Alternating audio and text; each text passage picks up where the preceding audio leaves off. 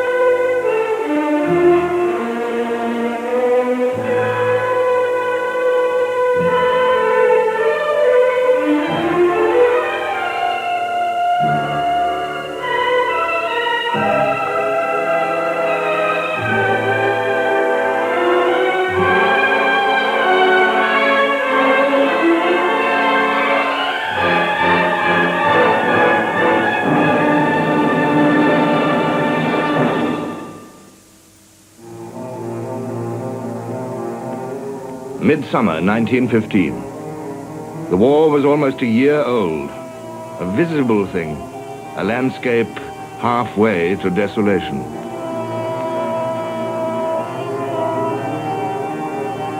It stretched from the flats of Flanders, across the wide plains of northern France, to the mountains of the Vosges and the Swiss frontier. Then through Italy and across Serbia, along the edge of the Gallipoli Peninsula, and miles by hundreds of miles through the Russian steppes to the Baltic Sea. A vast circle of flame and hate.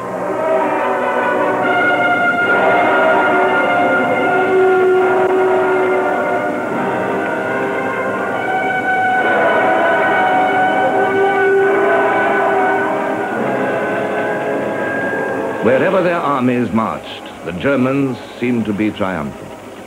Together with the Austrians, they had summoned up pitiless energy to strike down their enemies in the east.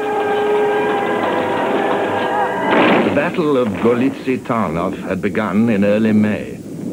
On June the 3rd, the German and Austrian forces recaptured Przemysl.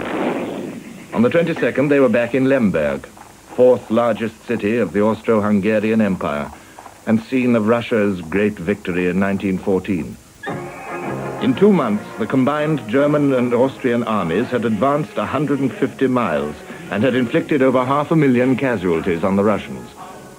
It was a moment of triumph for the Central Powers.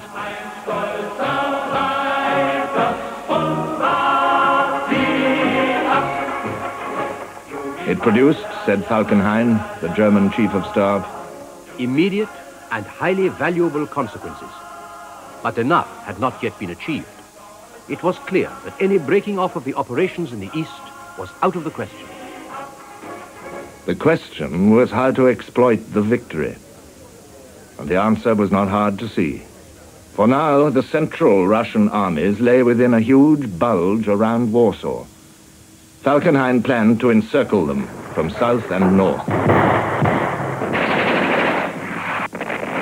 Russian soldiers fought with undiminished tenacity, and the bulk of them escaped the German pincers.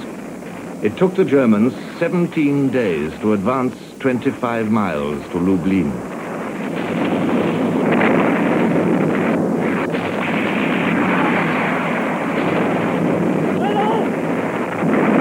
But on August the 4th, the first anniversary of the war, they entered Warsaw.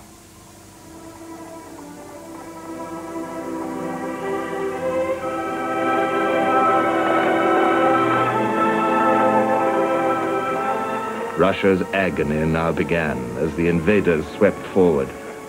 New hardships fell upon a population to whom hardship itself was nothing new. The self-control with which these poor people met their trouble made one's heart bleed. They had lost everything, but they never complained.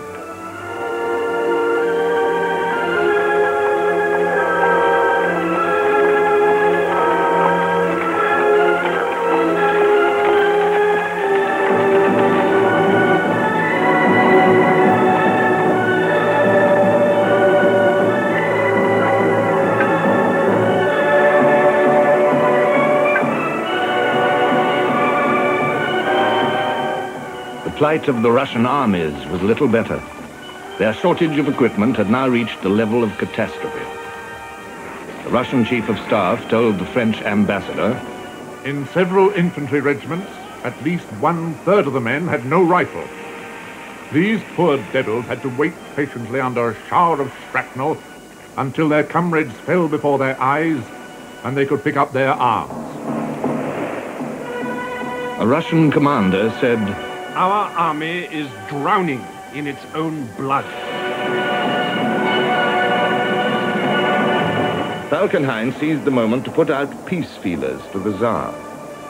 Loyal as ever to his allies, Nicholas II rejected them. But the Tsar's warlike ambitions were drifting ever further apart from the wounds and griefs of his people.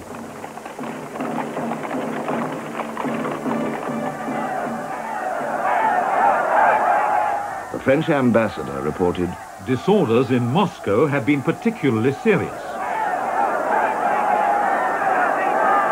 The agitation assumed such a scale that it had become necessary to suppress it by force.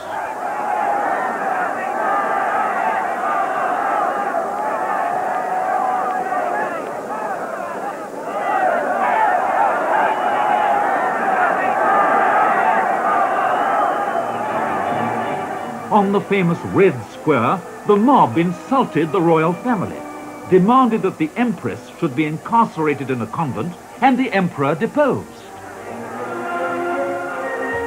The Tsar took no notice. In September, he assumed personal command of the Russian armies, saying, "We shall fulfill our sacred duty to defend our country to the last. We will not dishonor the Russian land." So the war would go on.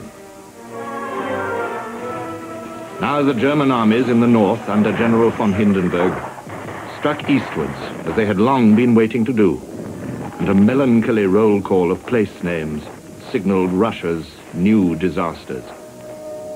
Novogeorgievsk, Bialystok, Kovno, blazing Brest-Litovsk. One by one they fell to the advancing Germans.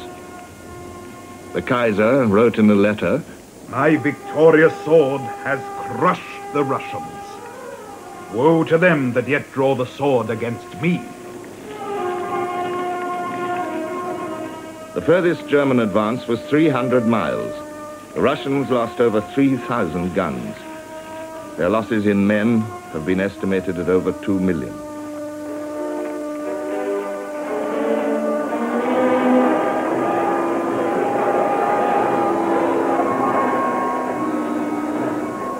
Even the inexhaustible manpower of the Russian Empire could not stand this rate of loss. Russia faced collapse, and one question echoed again and again in Russian minds. What are our allies doing? The Allies were doing their best, and they had received an important reinforcement. On May the 23rd, when the Battle of Gorlice-Tarnow was 3 weeks old, Italy declared war on Austria. Italy went to war for territory to expand her frontiers. A secret treaty signed in London promised her the Trentino, the southern Tyrol, Istria, with the port of Trieste. The hope of liberating the large Italian populations under Austrian rule in these areas inspired and excited her.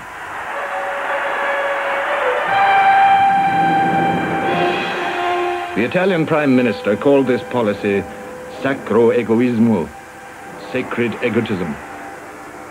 So war reached out to lay its hand upon fresh landscapes. Silent mountains rumbled with new thunders. The stammer of machine guns was heard among the glaciers. Blood poured out and froze upon the snow. This style of war was something different. In the high Alps, every movement cost a prodigious effort. But this was the war of big guns. The effort had to be made.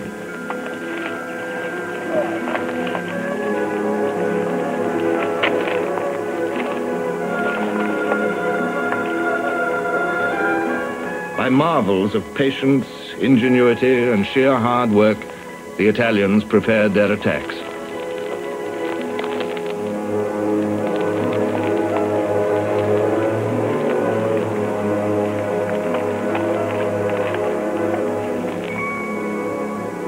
The advantages were all with their enemies, in prepared positions along the heights.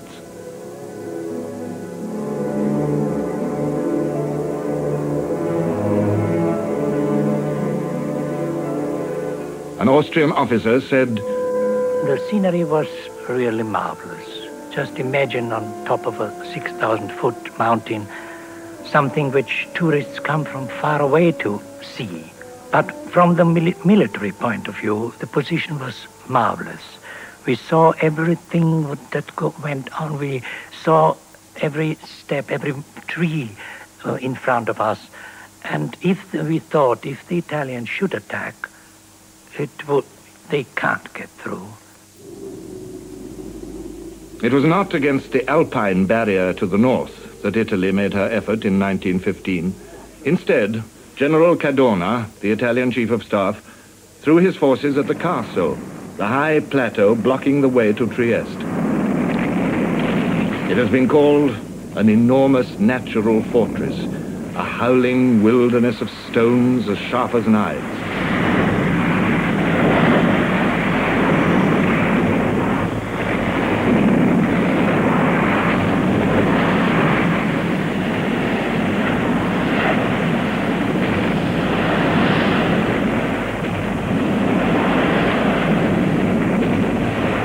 At the foot of the plateau ran the river Isonzo.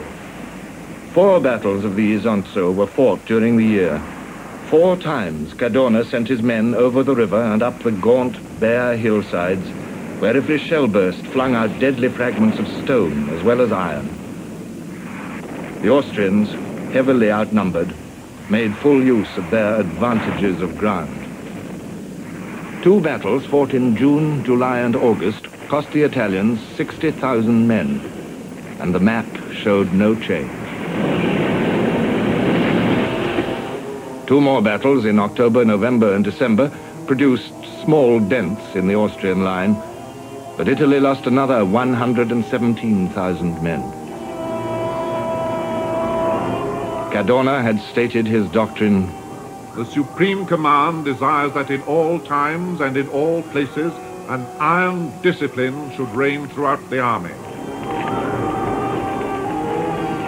The iron discipline of war swiftly seized the Italian soldiers in a merciless grip, and their losses of 180,000 men had hardly advanced the Allied cause at all. In truth, the cause was not advancing. At the far end of the Mediterranean, on the Gallipoli Peninsula, the last British landing, the last big attempt to break through the Dardanelles Straits, came to nothing. The defeat at Suvla Bay in August spelt the defeat of the whole enterprise.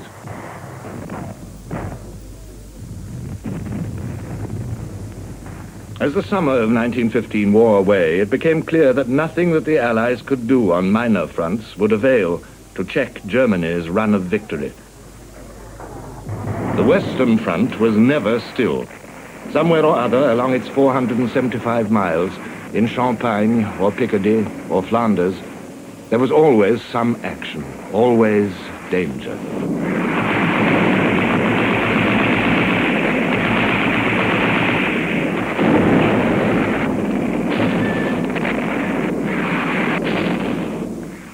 But between battles, if you were lucky, if you were in a quiet sector, life might not be too bad.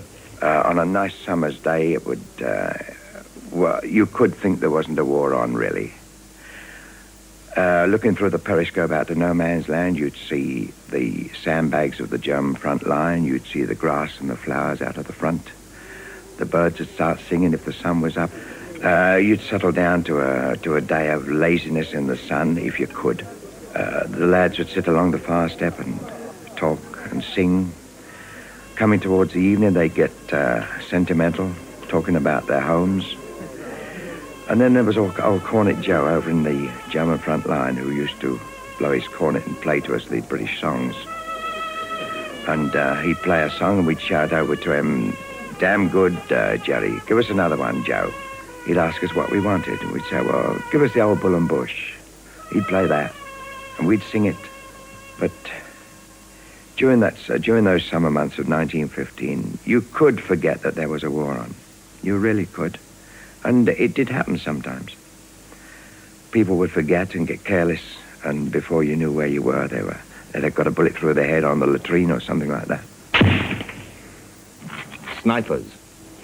Even during quiet periods when there was no battle in progress, the British were losing some 300 killed, wounded, and missing every day.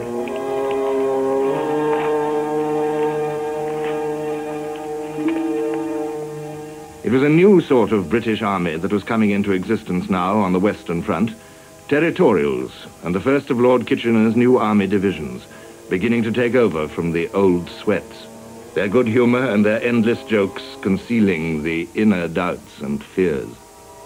I think you're chiefly afraid, you know, of how you will behave when you really meet the worst things that war can produce. And I became afraid of seeing my first dead man. I'd never seen a dead man. Well, now, I knew that there was an old stretch of German trench between our first and second line where there were a lot of German and Canadian corpses. And in order to find myself, I think, I decided one day I would go and have a look at this and see what I felt about it. And suddenly around a bend in the trench, I came to a great bay. It was full of dead Germans.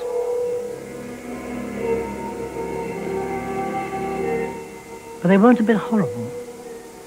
They'd been dead for about 6 weeks, and weather and rats and maggots and everything else had done their stuff. And they were just shiny skeletons in their uniforms, held together by the dried sinews that was round their bones. It was a most weird and extraordinary picture, and I was absolutely fascinated. A skull, you know, grins at you in a silly way. It laughs at you, and more or less said, "Fancy coming here all terrified of dead men. Look how silly we look." The meaning of war unfolded day by day, each day producing new enigmas. One thing was clear to anyone who thought about it. This war was not going in favor of the Allies. The important advantages won by the German armies in 1914 enabled them to call the tune in 1915. Everywhere they stood upon the soil of their enemies.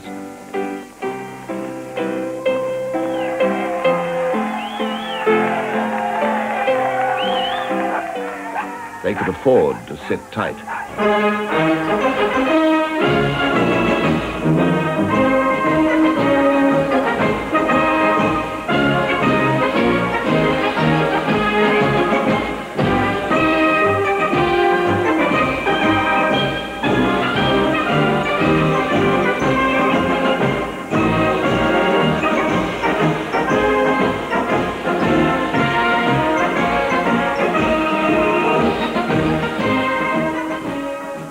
They had only to wait for the compulsions of war to bring their enemies to them. Once again, Joffre planned to hurl his armies at the flanks of the great bulge of the German line in France, attacking from the south in Champagne and from the west in Artois. This time there must be no mistake. But the British army was not yet ready to take part in a great battle. There were not enough guns. There was not enough ammunition. There were very few trained soldiers. Lord Kitchener inspected the eager volunteers of his new army divisions with pride, but also with doubt. He knew, and Sir John French, the commander-in-chief, knew how unready they were. Yet 4 of these divisions were earmarked for the fight. 2 Scottish divisions would take part in the attack, 2 others would be in reserve. These last were completely untried units. They'd only had their rifles for 2 months. They'd only just landed in France. General Haig, who was to command them, said, "I question the suitability of new army divisions for this duty on first landing." Lord Kitchener told Haig, he had decided that we must act with all our energy and do our utmost to help the French, even though by doing so we suffered very heavy losses indeed. Goodbye, Piccadilly. Farewell, Leicester Square. London seemed a long way off now, and even the familiar paintwork of the buses was scarred and dulled by war. Upstairs and down, the rumours passed that a new weapon was to be used in the attack. Gas. Goodbye, Piccadilly. Farewell, Leicester Square. The place where Joffre wanted the British Army to fight was a dismal region. Lewes, a shattered mining village. Slag heaps, derelict machinery, ruined cottages, the great twin pylons of what the army called Tower Bridge looming over all. Lewes. There was something chilling even about the name. The hour drew near. Much depended on the gas, which would, it was hoped, make up for the shortage of guns and shells. Haig wrote, "The greatest battle in the world's history begins today. Some 800,000 French and British troops will actually attack. An anxious night, wondering all the time what the wind would be in the morning." Wondering what the wind would be. The prevailing wind blew towards the Germans. Would it prevail on the day? Captain Gold, the meteorological officer, joined Haig at his observation post that morning. I went up to see Sir Douglas Haig, who came out with a light and saw the charts. This was about 3 a.m. on the morning of September the 25th. We looked at the charts, and I said the situation had changed as expected, but the wind had fallen lighter than had been expected. But it was still favourable. And Sir Douglas Haig asked me, "Well, now what do you advise?" And I naturally demurred and said that I thought that my job was restricted to telling him what the conditions were expected. And he said, "Well, somebody's got to make the decision." And I said, "Well, in view of all the conditions, I think it should be as soon as possible." And so he then gave instructions for the attack to be just after 5 a.m.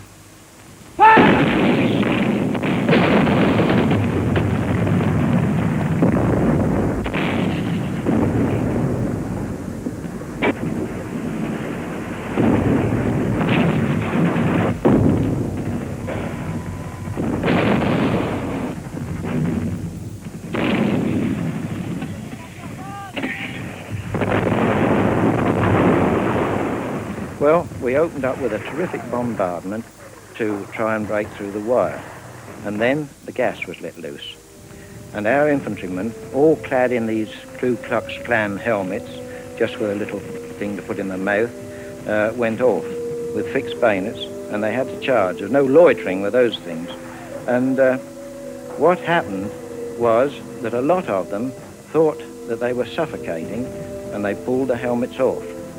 Unfortunately, just at that moment, the wind saw fit to change, not only change, but to start to blow back, and the gas came back on our infantry.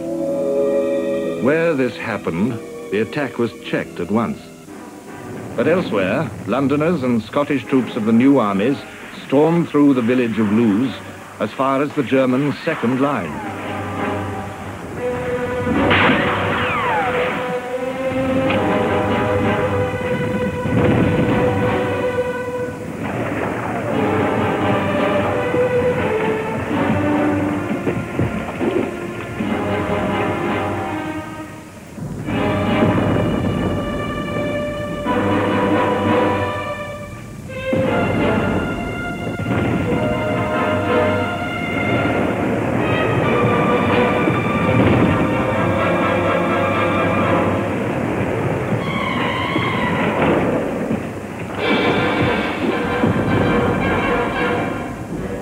The chance of a victory seemed good, and Haig was hopeful.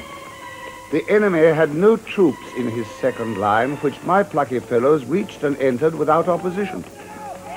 Prisoners state the enemy was so hard put to it for troops that the officers' servants, fatigue men, etc., were pushed forward to hold their second line. If there had been even one division in reserve close up, we could have walked right through. But the reserve divisions of the new army were at least 6 hours' march away in the rear, struggling towards Luz along congested roads. We hadn't the faintest idea where we were going, no idea at all. And we sang the usual soldiers' songs, Tipperary and all those sort of things, We were thoroughly enjoying ourselves, And we had the usual halts for, supposed to be 10 minutes in every hour. But actually, of course, we halted far more than that because of the chaos on the roads, traffic going up and down, ammunition limbers, ambulances, walking wounded. They said, though we were laughing and talking, eager to get at him sort of business, they said that you will laugh the other side of your ruddy phases when you get up there. The next morning, these soldiers stumbled into their first battle, tired out, wet through, unfed, bewildered, against an enemy who had had time to draw breath, to bring up supports and throw up new barbed wire defenses. The new army men were in dense marching formation. They didn't know they were on a battlefield. They didn't know where the Germans were, or which way to go, or what to do.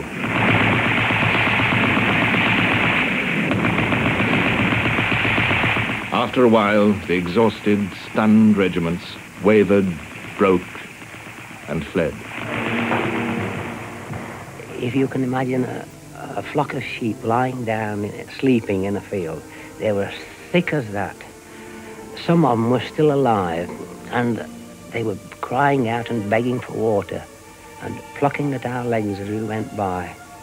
One hefty chap did grab me round both knees and held me. Water, water, he said. But I was just going to take out the cork from my water bottle because I had a little left. But I was immediately hustled on by a man behind. Get on, he said. We're going to get lost in no man's land. Come on, get on. So it was a case where compassion had to give way to discipline. And I had to break away from this man and run to catch up with the men in front. 60,000 British troops fell during the 3 weeks that the battle dragged on.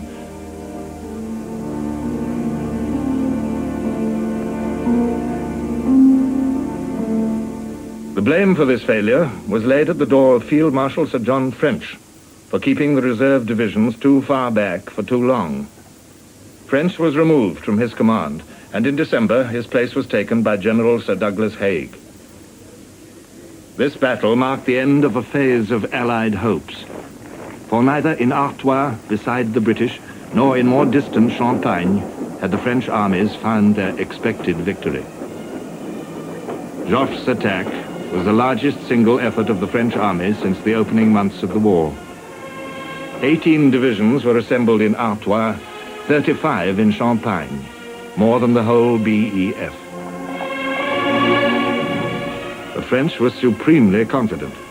Joffre told his men, "You will carry all before you. In one bound, you will break through the enemy's defenses and reach his artillery. Give him neither rest nor pause until victory is gained. Forward with a good heart to free the soil of our fatherland, and in the name of justice and liberty."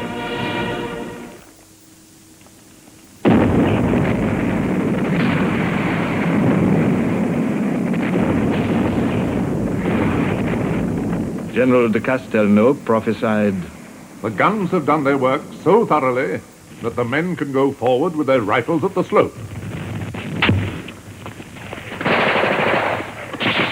Through the drenching autumn rains, across the muddy wastes of no man's land, towards the waiting wire, stormed the French infantry.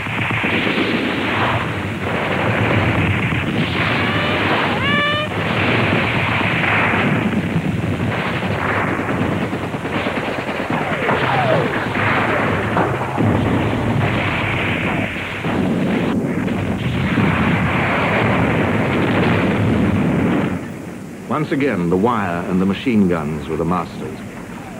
A French airman observed the fate of the infantry.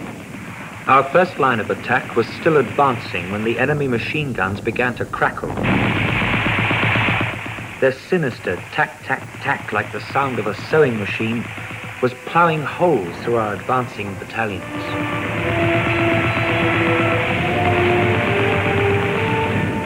In Champagne, the deepest French advance was less than 2 miles.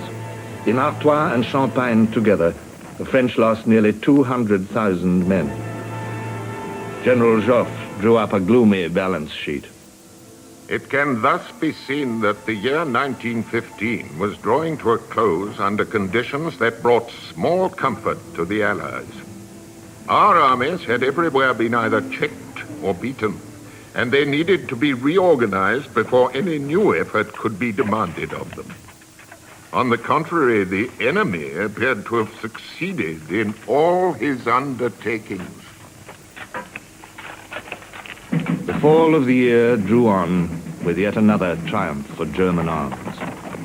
As Joffre's guns boomed out in Champagne, their preparatory bombardment was echoed in another part of Europe. Germany and Austria together were preparing to fall upon the obstinate Serbs with crushing might. The Serbs knew what was coming and begged for Allied help. But how could they help this landlocked, isolated country in the heart of the Balkan Mountains?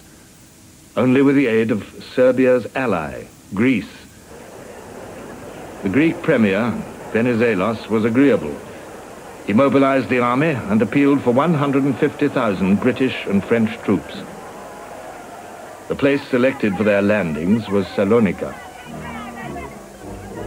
Salonika, a seedy cosmopolitan port at the head of the Aegean Sea, was chosen by the Allies because of its good harbor, because it was only 50 miles from the Serbian frontier, and because of its railway lines leading up country. The 1st French Division landed on October the 5th. But on that very day, Venizelos was dismissed by King Constantine, who declared that Greece would stay neutral. She would not honor her alliance with the Serbs.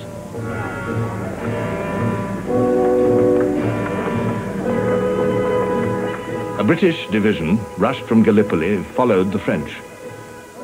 As the Allies came ashore, they looked around them with mixed and curious feelings. Their position was unenviable.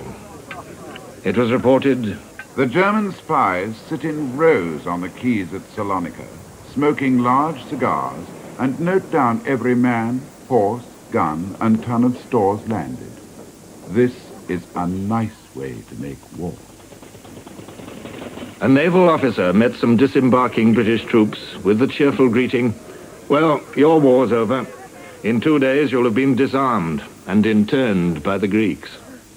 It was not quite so bad as that, but it was an uneasy situation which made effective help for Serbia well nigh impossible. And the Serbs were in sore need of help. On October the 6th, the Austro-German offensive began across the Danube and the Sava.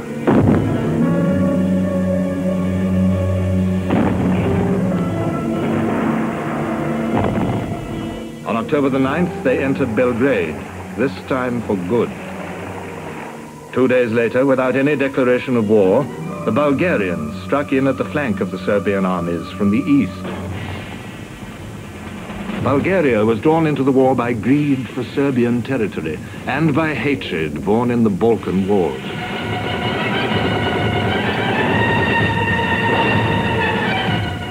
All the savagery of those bitter conflicts was revived as her army advanced. No quarter was asked and none was given to soldier or peasant alike in this savage conflict, fraught with tribal hate. The Serbs had no chance. Down towards the frontier of Albania, the remnants of a proud army trudged out of the dust and mud of the central plain into the barren, rocky hills. An English naval officer from Belgrade watched their retreat. Here was no orderly march of troops. They crawled at snail's pace, staggering, bent to the ground, supporting themselves on sticks. Many were without cap or boots, and their clothes hung on them in rags.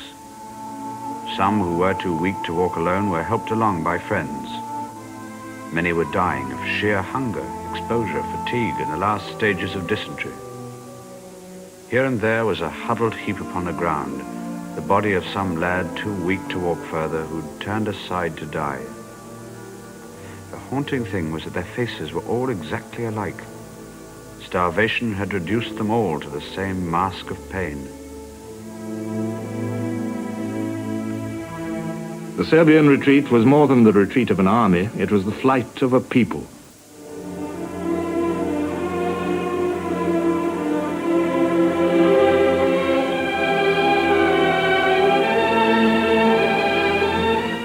Through the inhospitable mountains, the Serbian cavalry dragged on.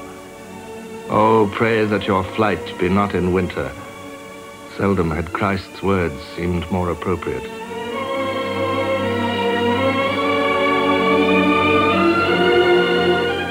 O people who bow down to see the miracle of Calvary, the bitter and the glorious, bow down and pray for us.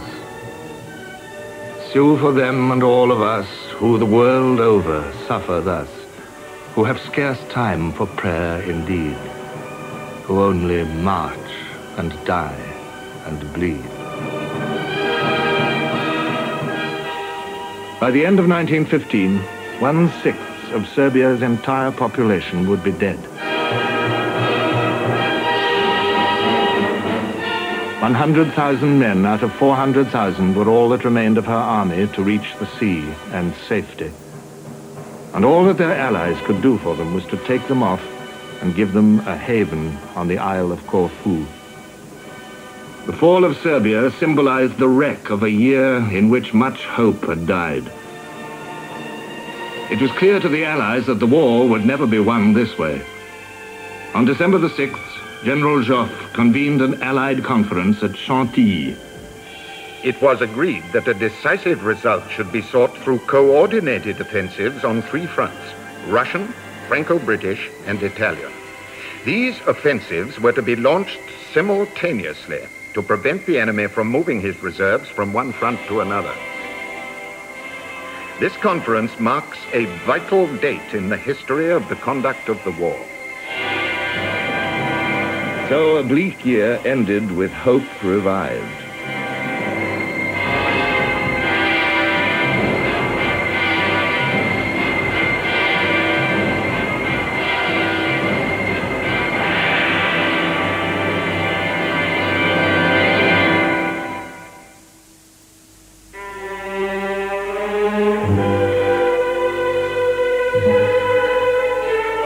Stay with us for one of the bloodiest battles in history, which continued with almost non-stop violence for 10 months during 1916. The Great War, back in a moment.